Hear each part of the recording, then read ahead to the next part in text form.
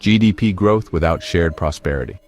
According to the World Inequality Report 2022, the top 1% of India's population holds more than 40% of the nation's wealth, while the bottom 50% own just 3%. In terms of income, the top 10% earn over 57% of national income.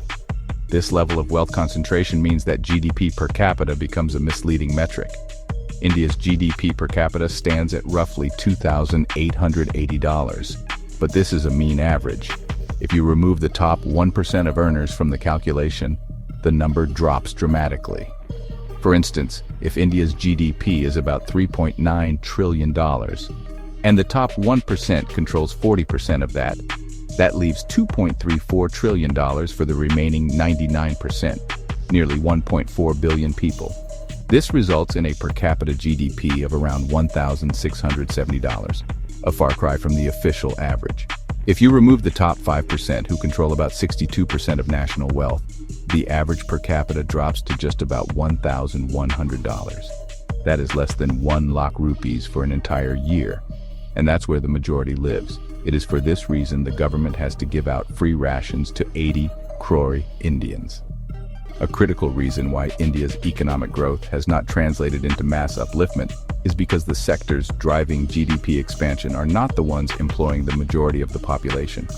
India's economic model is increasingly reliant on capital-intensive sectors, IT, finance, e-commerce, and large corporates. It is these sectors that generate high GDP numbers, but do not create jobs at scale, while actually a large number of the population is employed in the informal sector, with little to no social protection. Consider this, nearly 50% of Indian workforce is employed in agriculture, but the sector contributes only about 18% to the GDP. On the other hand, capital-intensive service sectors like IT, finance, and real estate contribute over 50% to GDP, but employ only 30% of the workforce and often concentrated in urban areas. Even here, wages have been stagnant for years, and profit margins have dropped, throwing the middle class off its earlier growth trajectory. The middle class isn't just being left behind in India's skewed success story, it's increasingly at risk of sliding downward. At the same time, billionaires thrive. Gautam Adani's net worth jumped from $9 billion in 2020 to over $100 billion by 2022 at one point. The stock markets soar, but over 90% of Indians have no exposure to equities. We are going to be the 4th largest economy with the largest number of the world's poor.